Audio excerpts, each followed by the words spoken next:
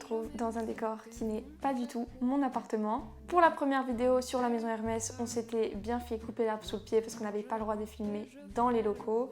Du coup, cette fois-ci, j'ai fait en sorte que les locaux de chez Dior viennent à nous.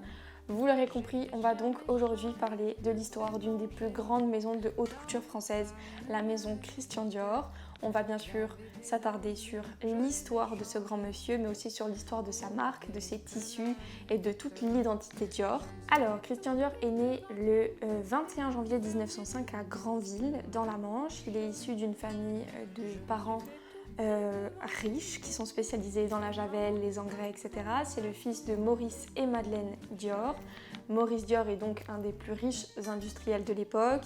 Ils habitent dans une villa qui s'appelle la Villa des Rimbes. Et donc il va faire toute son enfance là-bas jusqu'en 1910 où ils vont décider de partir à Paris. Malheureusement, la Première Guerre mondiale arrivant 4 ans plus tard, ils ont été obligés de retourner à Granville. Mais dès que la guerre s'est terminée, ils sont retournés sur Paris et c'est à ce moment-là que Christian Dior a commencé ses études. Donc lui qui était passionné par l'art, l'architecture, qui se voyait déjà aux Beaux-Arts, sauf que son père lui a dit ça va pas se passer comme ça. Il l'a inscrit à Sciences Po en 1923 et il est resté 2 ans. Il va malheureusement ressortir sans aucun diplôme de Sciences Po, tout simplement parce que lui, c'était pas du tout son truc. Du coup, en 1928, avec l'accord de son père et son financement, il va ouvrir sa première galerie d'art. Et il va exposer des grands noms de l'art comme Picasso, comme Georges Braque. Vraiment, il va prendre au sérieux son rôle de galeriste, si bien qu'en 1931, il va demander à son père de lui financer une seconde galerie d'art qui sera rue de la Boétie. Il ne va pas l'ouvrir non plus tout seul parce qu'il va l'ouvrir avec Pierre Colle. Malheureusement, la même année, entre 1930 et 1931, il va perdre sa mère et son frère parce qu'ils étaient tous les deux malades. Dans le même temps, son père va tomber dans une sévère dépression, il va perdre tous ses biens et il va devoir vendre cette fameuse villa d'enfance où a grandi Christian Dior, et d'ailleurs il en parlera même dans sa biographie, dans son livre autobiographique. En 1934, les deux galeries malheureusement vont fermer parce qu'il n'y a plus le financement de son père et que lui, tout seul avec 2 galeries, c'était un petit peu compliqué. 2 ans plus tard, il va commencer à dessiner des vêtements, des accessoires, et il va d'ailleurs vendre son premier chapeau à Madame Agnès, qui était du coup une modéliste de renom à l'époque. Le grand plus de Christian Dior, c'est tout simplement qu'il va, à l'aube de la Seconde Guerre mondiale, il va être le premier à homogénéiser et à vraiment conformiser la garde-robe des femmes. Parce qu'il faut savoir que Christian Dior, ça va être le premier styliste français à comprendre la femme et à créer des vêtements non seulement qui les habillaient divinement bien, mais qui en plus s'adaptaient à chacune d'entre elles. Entre 1935 et 1938, c'est vraiment là où la révolution va commencer pour Christian Dior. Il va dessiner des robes pour Balenciaga, pour Schiaparelli, avec l'aide bien sûr du rédacteur en chef de chez Vogue de l'époque qui était Michel de Prunoff. En 1938, après donc toutes ses créations, tous ses dessins, etc., il va devenir assistant de Robert Pigueret. Il va rester 1 an auprès de lui. Ensuite, en 1939 jusqu'en 1946, il va être chef styliste pour Lucien Lelong. Et enfin, en 1946, il va ouvrir sa propre maison. Donc c'est là où naît la maison Christian Dior, avec l'aide de son ami Marcel Boussac. Et 1 an plus tard, en 1947, va naître la première collection Made in Dior, qui va être la création du New Look. Donc c'est une collection qui s'appelle la collection Corolle et c'est elle qui va être vraiment à l'origine de ce fameux New Look. Donc le terme va être utilisé pour la première fois dans le magazine de Harper's Bazaar.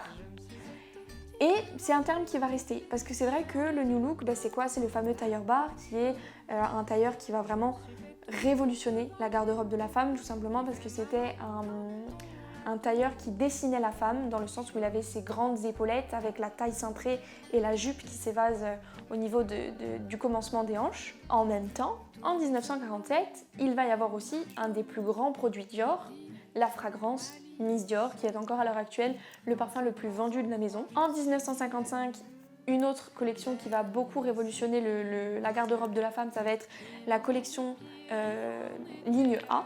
De 1947 à 1957, Christian Dior, en 10 ans, va produire près de 70 collections de vêtements qui toutes vont être reconnues comme révolutionnaires pour la garde-robe d'une femme. Malheureusement, en 1957, à l'aube donc de sa 70e collection, Christian Dior va décéder brusquement d'une crise cardiaque en octobre, le 24 octobre 1957. À ce moment-là, ce n'était autre qu'Yves Saint Laurent, son bras droit, et c'est lui qui va prendre en charge la maison Dior et qui va essayer justement de faire perdurer toute cette identité dans le temps. Ce qu'il faut savoir, c'est qu'il y a eu une empreinte Dior, c'est-à-dire que c'est lui qui a influencé Alexander McQueen, c'est lui qui a influencé Vivienne Westwood ou encore John Galliano. C'est vraiment, voilà, tout le monde va un petit peu s'inspirer de Dior, chacun va aller piocher ce qui l'intéresse et va le renouveler à sa façon. Donc Christian Dior, il s'inspire un petit peu de tout ça, il s'inspire des fleurs, il s'inspire des jardins, il s'inspire des couleurs, il s'inspire de la magnificence du costume féminin, il va s'inspirer aussi de la mode du 19e siècle, beaucoup.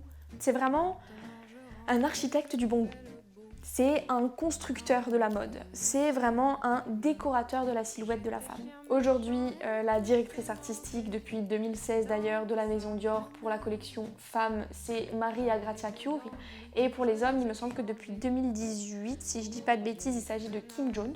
Donc on va aussi parler du logo. On va parler de la toile oblique. La toile oblique, c'est celle que vous retrouvez sur les bandeaux, sur certains carrés de soie, sur quoi on peut la retrouver sur des sacs cabas, sur la bandoulière du sac saddle. C'est en fait un imprimé qui avait été pensé à la base pour les tapis de l'intérieur du magasin, mais c'était pas du tout destiné à être porté sur un accessoire ou un vêtement. Et elle a été donc pensée par Marc Bohan, ou Bohan, je sais pas trop comment ça se prononce, en 1967, mais c'est que 2 ans plus tard, en 69, pour la collection Printemps-été, qu'elle va être dévoilée et qu'elle va être imprimée sur, comme on l'a dit, des foulards, sur des sneakers. On va s'inspirer de cette toile oblique pour finalement la mettre en petite touche et créer cette empreinte et cette signature Dior. Si on devait parler de pièces iconiques en conclusion de la maison Dior, pour moi il y en a 3. C'est le tailleur bar, on en a suffisamment parlé, la fragrance Miss Dior, qui encore à l'heure actuelle a perdu 0 en notoriété, et le fameux Lady Dior. Donc on va prendre notre meilleure caméra, notre meilleur micro, on va aller interviewer une employée de la maison Dior et on va voir si en 2021 il y a quelque chose en plus ou si justement on garde cette sacralisation de l'empreinte Dior et juste on la met au goût du jour avec quelques petites touches et ça fonctionne toujours autant, la magie est toujours là.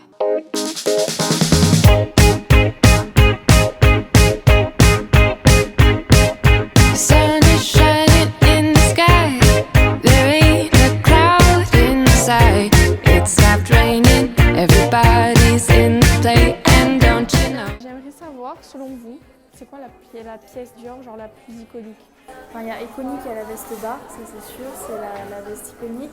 Ensuite, il y a quand même les jupes plissées comme ceci qui sont vraiment toujours d'actualité. Après, pour les sacs, c'est vraiment le Dior. La collection 30 montagnes parce que ça date du moment où la maison a été créée. En fait, c'était la première adresse, donc toutes ces pièces s'appellent 30 montagnes, donc c'est vraiment les pièces iconiques de la maison. C'est quoi que vous vendez le plus? Alors ce qu'on vend surtout, parce que voilà, c'est vraiment la pièce iconique, c'est le Lady Dior, c'est vraiment le sac qui est vraiment très féminin. En plus il est renouvelé en plusieurs modèles pour moi. Et ensuite aussi il y a un motif qui est vraiment iconique, c'est le motif toile de Jouy. En fait depuis le début de la création Dior, c'est toujours les mêmes choses qui marchent quoi. C'est les mêmes choses qui marchent et qui sont retravaillées, revisitées chaque année. Si on vous dit, en gros, représenter Dior dans une seule pièce, ce serait laquelle? Pour moi, ce serait le sac Lady Dior. Vous l'aurez compris, une fois n'est pas coutume, la sacralisation de la maison Dior est toujours présente à l'heure actuelle. Comme vous avez pu l'entendre, ce sont toujours les mêmes pièces qui fonctionnent. Voilà. Mais on a quand même des petites modifications sur notamment le sac, le Lady Dior, avec un matelassé au fini un petit peu mat. Donc c'est un cuir d'agneau qui a été retapissé pour qu'il n'y ait pas cette brillance. On a aussi des nouveaux coloris. On a aussi des nouveaux modèles de sneakers, des nouveaux modèles de chaussures. Mais en soi, on va dire que Contrairement à des maisons qui sont un petit peu plus jeunes, la maison Dior, elle va baser un petit peu comme Chanel toute son histoire et toute son empreinte sur vraiment la mise en avant des pièces phares. J'espère que vous en avez appris suffisamment sur la maison Dior. C'est toujours un plaisir de faire ce genre de vidéo, j'espère que mon nouveau décor vous plaît. Je suis déjà en train de penser à la prochaine maison de couture qui va passer sous nos yeux laser. Je vous laisse recharger vos caméras, je vous laisse préparer vos séquenciers pour le prochain reportage sur une maison de couture que vous allez adorer. N'oubliez pas de me suivre sur Instagram parce que je relaye toutes des petites infos super sympas. On check aussi le site internet Pépresse Concept sur laquelle il y a de nouveaux articles mode. N'hésitez pas à vous abonner à cette chaîne, partager cette vidéo, réagir en commentaire, lâcher un petit like et on se retrouve très vite pour un prochain reportage.